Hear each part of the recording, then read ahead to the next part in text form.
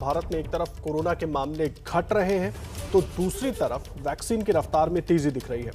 24 घंटे में 1,86,364 नए मामले सामने आए हैं। यह पिछले 44 दिनों का सबसे कम आंकड़ा है। हालांकि मौत का आंकड़ा अभी भी चिंताजनक बना हुआ है। पिछले 24 घंटे में करीब 3,660 लोगों की जान गई है।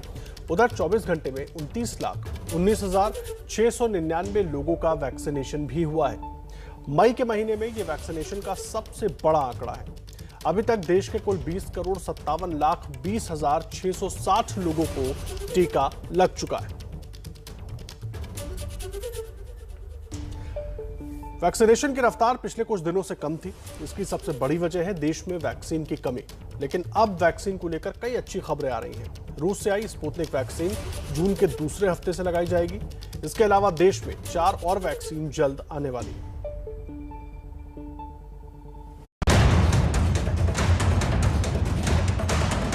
वैक्सीन ऐसे नहीं मिल रहे कि पड़े हैं उठा के ले आइए।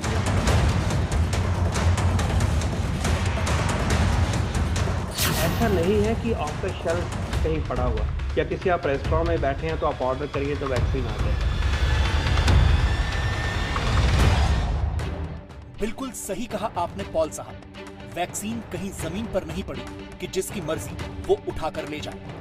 आप देश के लिए पॉलिसी बनाने वाले नीति आयोग के सदस्य हैं, इसलिए ये बात आप जानते हैं और आपके साथ साथ जनता भी समझती है।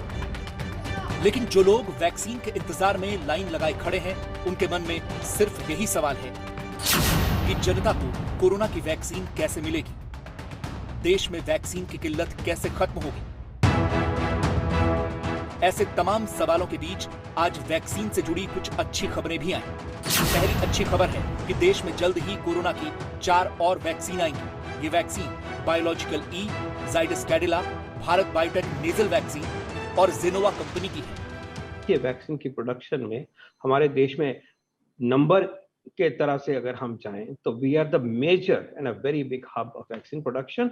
एंड आगे और वैक्सीन 4 वैक्सीन और बायो-ई का, जाइडस का, भारत बायोटेक का नेजल वैक्सीन और बायो-ई का वैक्सीन, ये 4 वैक्सीन जो हैं आगे उभरते हुए नजर आ रहे हैं। जिनोवा का वैक्सीन चौथा जो mRNA टेक्निक पे ऊपर आधारित है, जाइडस का जो डीएनए प्लेटफॉर्म पे है। तो ये सारी जो कोशिश हुई पैरेलल में चलती रही। दूसरी अच्छी खबर यह है कि वैक्सीन को लेकर फाइजर कंपनी से भारत सरकार की बात चल रही है। माना जा रहा है कि जुलाई से फाइजर की वैक्सीन मिलनी शुरू हो जाएगी।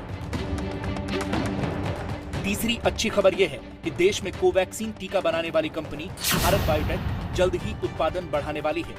सितंबर-अक्टूबर महीने तक इस कंपनी का उत्पादन 90 लाख डोज से बढ़कर 10 करोड़ डोज हो जाएगा। इसी तरह कोविशील्ड वैक्सीन बनाने वाला सीरम इंस्टीट्यूट 6.5 करोड़ से 11 करोड़ डोज बनाएगा।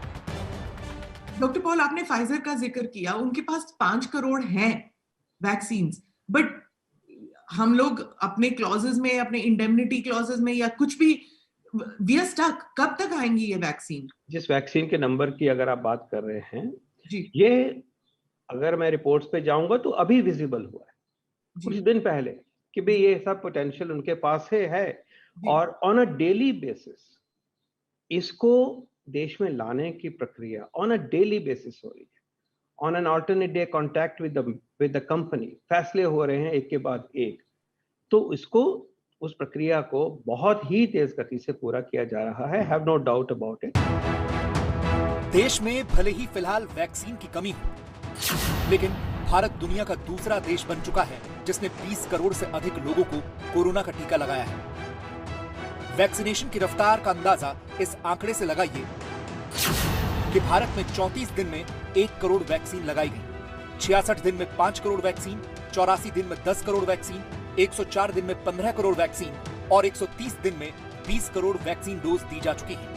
गवर्नमेंट ऑफ इंडिया द्वारा जो फ्री सप्लाईज हैं उनके तहत अब तक हम 14.85 करोड़ लोग जो कि 45 वर्ष से अधिक आयु के उनको कवर कर चुके हैं। Health care workers 1.65 crore doses दी जा चुकी हैं। फ्रंट लाइन वर्कर्स को 2.37 करोड़ डोजेज दी जा चुकी हैं। और साथ ही जो लिबरलाइज पॉलिसी के तहत जिसमें कि 18 से 44 साल के लोगों के लिए भी वैक्सीनेशन ओपन किया गया था, वह भी अब स्टेबलाइज हो रहा है और अब करीब 1.39 करोड़ डोजेज देश में उस एज ग्रुप को भी दी जा चुकी हैं। एक तरफ केंद्र सरकार तमाम आंकड़े दे रही है, तो दूसरी तरफ प्रियंका गांधी वाड्रा सिर्फ यही सवाल पूछ रही हैं कि जब देश में वैक्सीन की कमी थी तो विदेश क्यों भेजा, जिम्मेदार कौन है। प्रियंका गांधी ने ट्वीट करके सवाल पूछा है कि मोदी जी के बयान के अनुसार उनकी सरकार पिछले साल ही वैक्सीनेशन के पूरे प्लान के साथ तैयार थी, तब जनवरी 2021 में सिर्फ 1 करोड़ 60 लाख वैक्सीन का ऑर्डर क्यों दिया गया। Why is India one of the largest manufacturers of vaccines in the world facing a scarcity of vaccines today? Why was the first order of vaccines by the government of India placed in January 2021 when other countries began placing their orders in the summer of 2020? Why did our government export 6 crore vaccines between January and March 2021 while vaccinating only 3.5 crore Indians during the same period of time? The government of India owes the people of India answers. We have to ask them questions and they will have to answer to us. एक सवाल vaccine की बर्बादी का भी है। देश के अलग अलग राज्यों में वैक्सीन की रफ्तार क्या है, इसे लेकर हाल ही में केंद्र सरकार ने एक समीक्षा की तो पता चला कि कई राज्यों में वैक्सीन की बर्बादी हुई। रिपोर्ट में सामने आया कि झारखंड में सबसे ज्यादा 37.3%, छत्तीसगढ़ में 30.2%, तमिलनाडु में 15.5%, जम्मू कश्मीर में 10.8% और मध्य प्रदेश में 10.7% वैक्सीन बर्बाद हुई। झारखंड की हेमंत सोरेन सरकार ने दावा किया है कि वैक्सीन की बर्बादी के आंकड़े गलत हैं। राज्य में इसका प्रतिशत केवल 4.65 है। जो रजिस्ट्रेशन नहीं करा रहे हैं उसको बोलते हैं कि वैक्सीन खराब हो गया है, जबकि भारत सरकार के गाइडलाइन से कम वैक्सीन हमारे यहाँ खराब हुआ है। भ्रामक प्रचार भी किया जा रहा है कि 37% जो है हमारा जो वेस्टेज है, जबकि हमारा वेस्टेज जो है 4.65% है और देश के दूसरे राज्यों से कहीं कम हमारा वेस्टेज है। उधर केजरीवाल सरकार ने अलग केंद्र के खिलाफ बिगुल बजा रखा है। केजरीवाल सरकार के मुताबिक दिल्ली में आज लगातार चौथे दिन 18+ वालों को टीका नहीं दिया गया। 45+ के लिए कोवैक्सीन का स्टॉक खत्म हो गया है। 45+ के लिए कोविशील्ड का सिर्फ 11 दिन का स्टॉक बाकी है। जो अब स्पीड कम हो गई है, सारे सेंटर बंद हो गए हैं। दिल्ली में नहीं, मैं देश भर में देख रहा था, देश भर में कई राज्यों के अंदर सेंटर बंद होते जा रहे हैं। ये तो ऐसा समय था जब हमें सेंटर बढ़ाने चाहिए थे और ज़्यादा से ज़्यादा सेंटर खुलने चाहिए थे, लेकिन देश भर में सेंटर बंद हो रहे हैं, ये अच्छी बात नहीं है। तो मैं उम्मीद करता हूँ कि जल्दी से जल्दी वॉर फुटिंग के ऊपर वैक्सीन की सप्लाई की जाएगी। 13% लोगों को वैक्सीनेट किया है, मगर 1300% बार प्रेस कॉन्फ्रेंस करके मतलब यहाँ राजनीति किया है। मोदी जी ने ऐसा कर दिया, मोदी जी ने वैसा कर दिया, हमें वैक्सीन नहीं दिया, हम तो चाहते थे 3 महीने के अंदर सारा कुछ कर लें। विदेश से वैक्सीन मंगाने की कोशिश दिल्ली ने की थी और दूसरे राज्यों ने, लेकिन अभी तक बात नहीं बनी। राजस्थान सरकार ने ग्लोबल टेंडर की कोशिश की तो इस प्रक्रिया में वैक्सीन कंपनी के बजाय उनके डिस्ट्रीब्यूटर शामिल हो गए और वैक्सीन के जो दाम कोट किए वो भी कई गुना ज्यादा थे। इस टेंडर में वैक्सीन की डोज के लिए जो कीमत दी गई है वो चुकाना भी राज्य सरकार के बूते की बात नहीं है। सीरम कंपनी की वैक्सीन की एक डोज जो राज्य सरकार को 300 रुपए में मिल रही है, उसकी कीमत ग्लोबल टेंडर में 900 से 1100 रुपए प्रति डोज मांगी गई है। इन्हीं सब मुश्किलों को देखकर अब राजस्थान सरकार सुप्रीम कोर्ट जाने का मन बना रही है और एक याचिका दायर करने जा रही है ताकि केंद्र को ग्लोबल टेंडर करने के निर्देश जारी करवा सके। सरकार को पूरे देश को वैक्सीन उपलब्ध कराने के लिए आगे बढ़कर काम करना चाहिए था। षड्यंत्र से सब राज्य सरकारों को अचानक कह दिया कि आप अपने अपने स्तर पर वैक्सीन मंगाइए।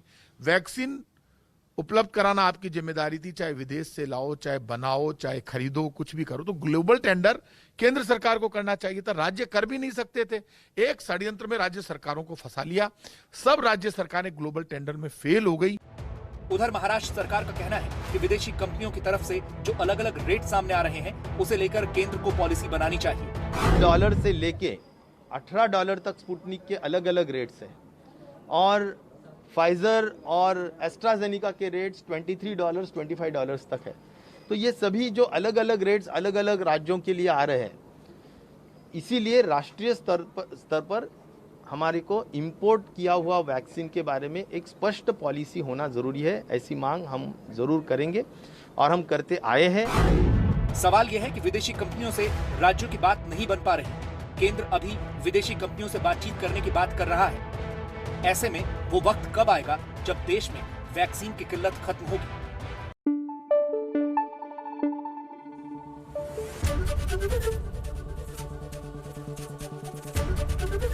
एबीपी न्यूज आपको रखे आगे।